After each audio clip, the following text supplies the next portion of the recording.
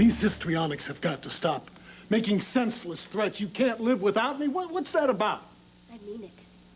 If you don't love me, then I don't want to live. I am not a fan of emotional blackmail, Kendall. You better knock it off. I know what I'm saying.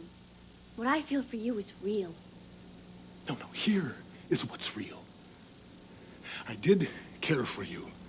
I sympathized and I tried to help. And look what it cost me. I befriended you, yes, but not out of some mad, passionate attraction to you. I did it because I am in love with your mother. I cherish everything that is precious to Erica. I'm precious to that witch? Erica never wanted me. From the day that I was born until today, she's just wished me away. I'm a burden to her. My mother despises me. Erica's attitude has very little to do with you personally. It's because she was raped. That is a sick and cruel and pathetic lie. What did you just say? Said it's a lie. My father never raped Erica. She asked for it. Don't you ever let me hear you say that again, dude.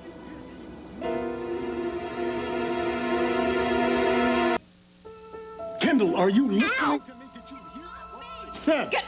Would you stop it now? I want you to understand that you are never... Say that. Did you hear me? Did you hear me? No, stop it! Stop! You're hurting me! What the hell did you say? That? How could you believe that Erica wasn't raped? I mean, what kind of a crazy game are you playing? It's a game, all right, but I didn't start it.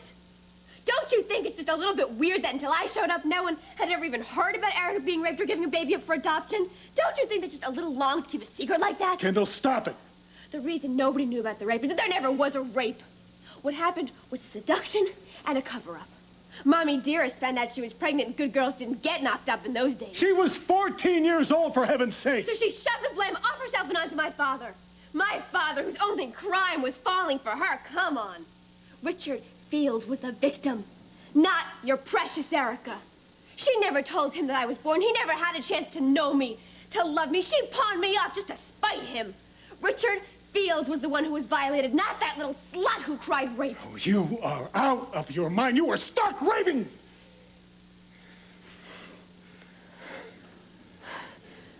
It's amazing. Everyone just seems to manage to just write me off.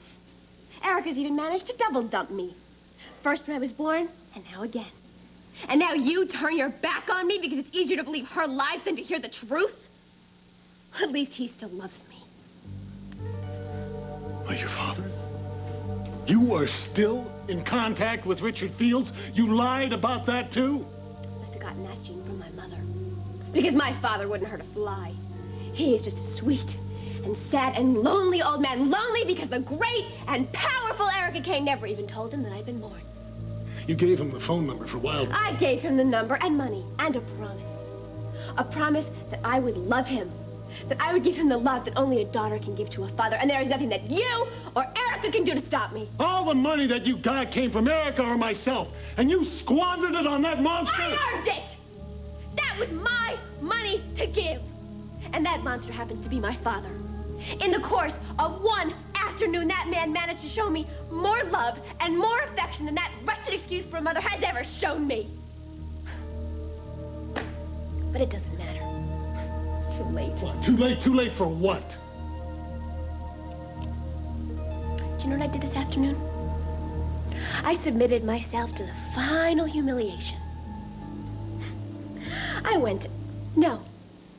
I crawled back to Erica. I begged her for another chance. I begged her to love me. If there was any shred of hope that we could have started from the beginning, I would have gotten down on my hands and knees and kissed her perfectly pedicured feet. But you know what she said to me? My own mother said, go back to Florida. I think her exact words were, go back where you belong, Kendall. She was only thinking of what's best for you. Stop defending her! Erica Kane only does what is best for Erica Kane. She lies and says it's for my own good. Well, the greatest lie she ever told was the one about my father. She is the monster, not him. She was the one who lied, not him. And when you defend her, you are just as bad as she is. You want to turn your back on me? Fine.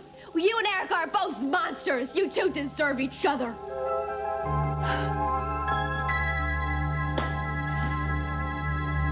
If you were immature or unbalanced or stupid, I could forgive you the horrible things you've said.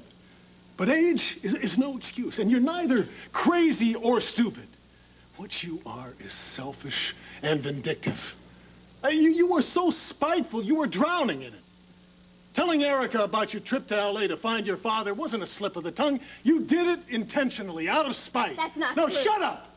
You have lied enough. You have done nothing but lie from the start. Each one carefully crafted, set in a position, and then detonated. You were out to destroy Erica, and you almost succeeded. Your pseudo-seduction of me was the icing on the cake. I love you.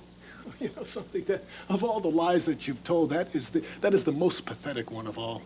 You don't love anyone but yourself. You only wanted me as the final nail to be hammered into Erica's coffin. And why? Because she gave you up the day you were born. But not for the reasons you think. Not out of selfishness or inconvenience or shame, but out of love. She never loved me. Erica was a child when she gave birth to you. How was she supposed to raise you, look after you, provide for you? The greatest gift she could give to you was to give you to a family that could give you the things that she couldn't. Stability, hope, love, a future, Kendall.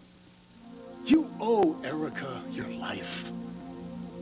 And as lives go, it hasn't been so bad. Bill and Alice Hart are good, honest people. But it wasn't enough for you. Nothing ever is.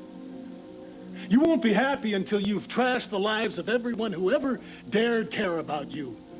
I mean, you have had 23 years to get over a shaky start, but one day, the day Erica gave you away, that's the day you're hell-bent on making everyone pay for.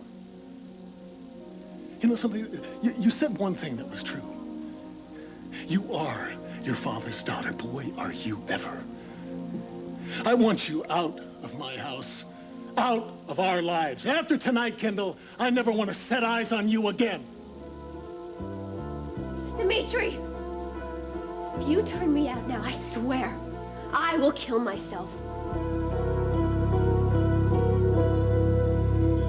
What's next after the threats? Do you throw things? Break another mirror? The furniture, you could toss it all in the fireplace. I mean it. If you desert me now, I swear to God, I will kill myself. What you do from this moment on is entirely up to you. It is your life. I want no part of it or you.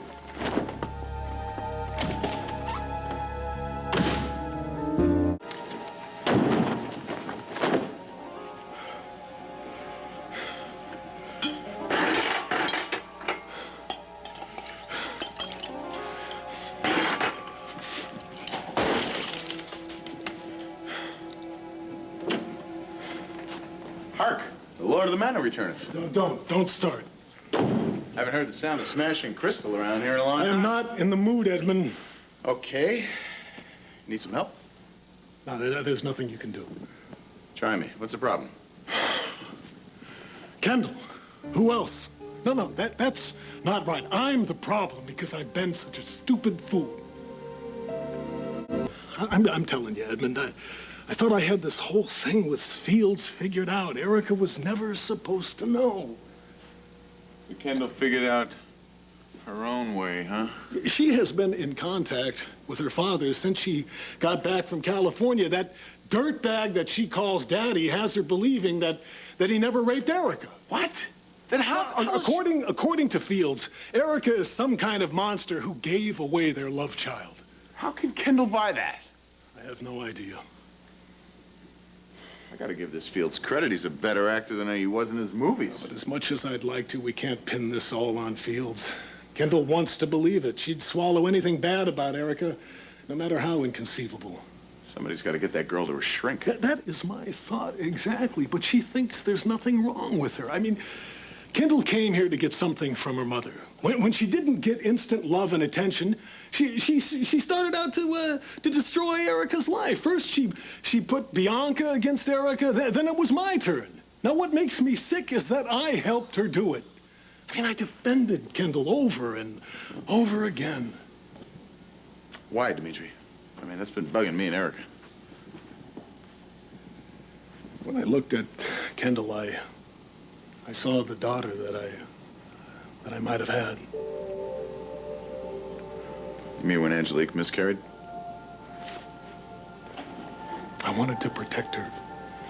I never meant to take her side against Erica. I wanted to be a father to her, and she twisted that into something else. Okay, well, you can't help that.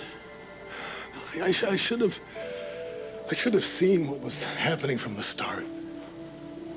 Listen, this girl's very good. She's disturbed, okay? I mean, all you saw was the capable, in-charge-together woman. She hides the sick and needy part. We were all fooled. But how could she keep on lying like that, Edmund? Some people, when reality gets too tough, they go to fantasy land, okay? You were her fantasy. No, I'm not her fantasy anymore. I took care of that. What, you let her know? Yes, I threw her out. Now, there is no way she can misinterpret what went down. Well, good. Good. So Kendall finally knows the score. Yeah, but what does that do for us now? Well, come on. You still love Erica, right? She's not going to be gone forever. This whole divorce stuff is a lot of bull anyway. Yeah, not to Erica. Look, she loves you just as much as she ever has. And now with Kendall out of the picture, you two guys can finally get your marriage back on track and maybe get some happiness. It's Crazy in love with you. Yeah, she can't stand to live in the same house with me. But I tell you, things are going to be a lot quieter around here. Maria and I could move in with you.